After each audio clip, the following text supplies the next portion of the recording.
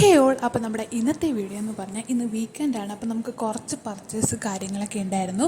So ഞാൻ എൻ്റെ ഹോസ്റ്റലിൻ്റെ തൊട്ടടുത്തുള്ള ആർത്തി സൂപ്പർ മാർക്കറ്റിൽ എൻ്റെ ഒരു റൂംമേറ്റുമായിട്ടാണ് പോയത്.